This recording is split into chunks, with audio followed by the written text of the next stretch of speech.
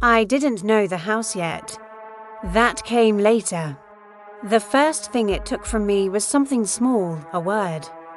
I stood in the hallway, key still clutched in my hand, and tried to say my name out loud. It came out wrong. Not mispronounced. Not even forgotten. Just unfamiliar. Like my mouth remembered the shape of it, but my mind didn't recognize the sound. That was the moment I should have left, but the house was already quiet. It was listening. The real estate listing had described it as isolated but affordable, a red flag, I know. The photos were empty, no people, no pets, no mirrors when I arrived. The landlord didn't even come inside. He stopped right at the edge of the driveway, slid the keys into my hand almost like he was afraid of touching me. I asked him how long the house had been vacant. He just said, "It's never empty." Then he paused, a strange look in his eyes.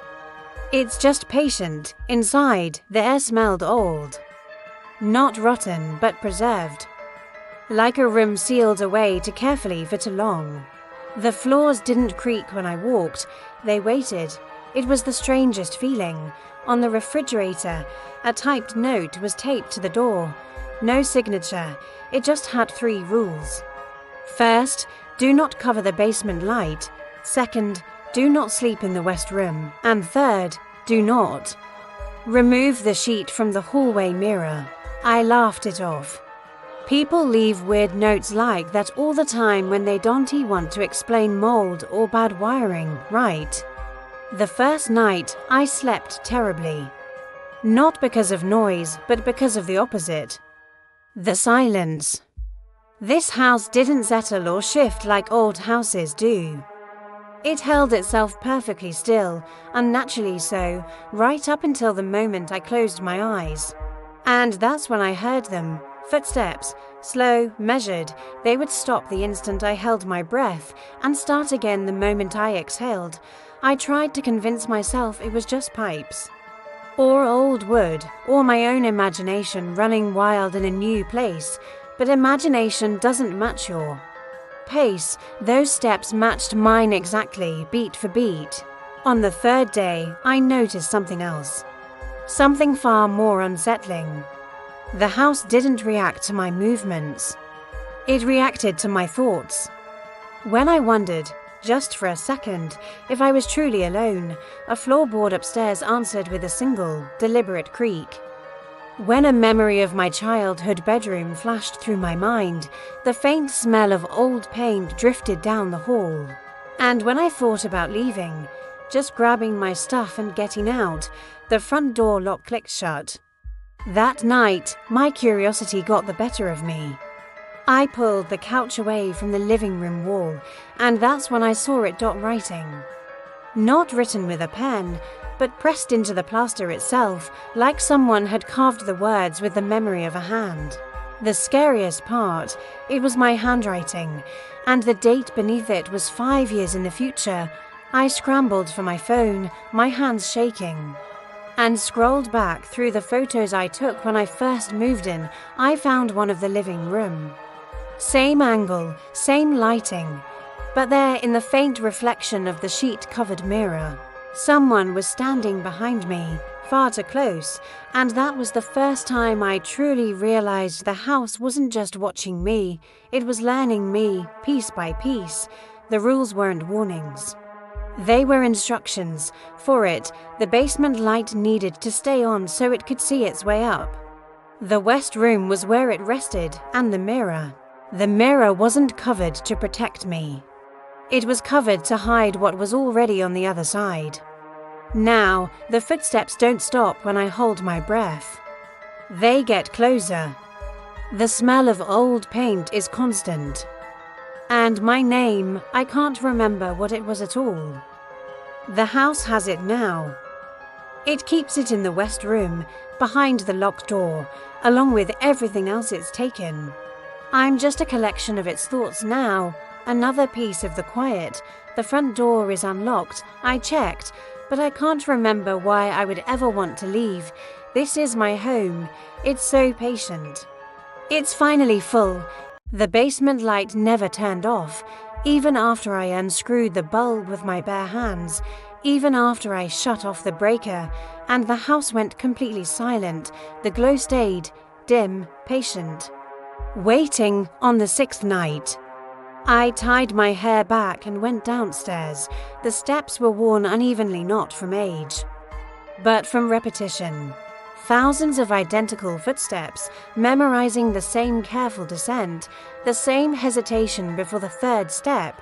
The basement wasn't unfinished, it was organized. Shelves lined the walls at shoulder height, boxes stacked neatly, cassette tapes, each one labeled with a name in thin, careful handwriting.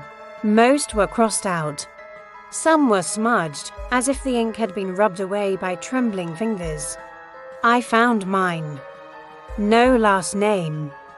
Just my first. The name my mother only used when she was disappointed. I played the tape. It was my voice, older, tired. I think the house is learning me faster now, it said. I'm forgetting details, my age. The sound of my own laugh. The way my face looks when I cry.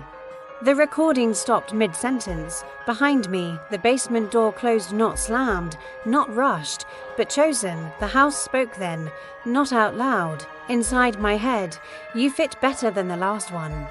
I understood immediately. The house didn't kill people. It archived them, stored versions. Practiced memories, replayed behavior until it improved.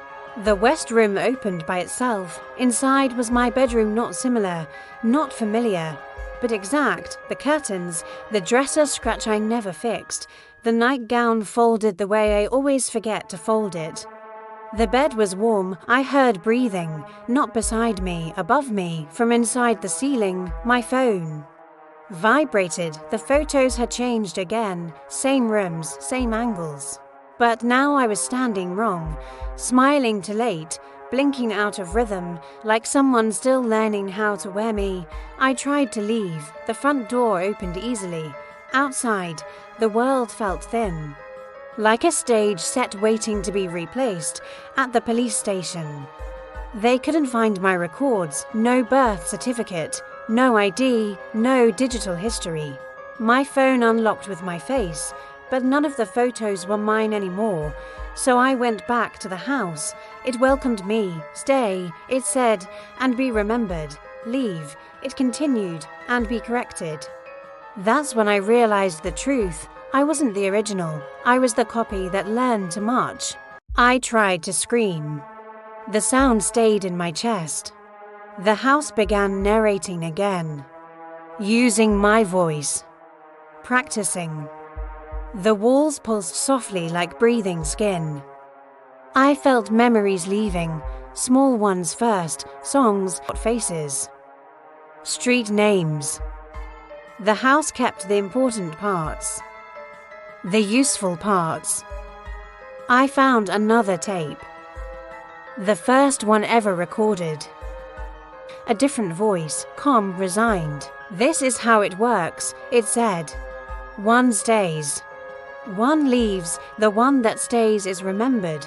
The one that leaves is corrected. The front door opened again. Outside, no one recognized me. Not my friends. Not my reflection. Even the mirror refused to show my face. I'm still here now. Not inside the house. Inside this recording. This story. If you remember it after this ends, the house will notice. If you replay it, it will learn how long you pay attention. And if you feel like something is standing too close right now, that means it's writing you down. Long silence if this story unsettled you, and subscribe to witness even darker horror tales.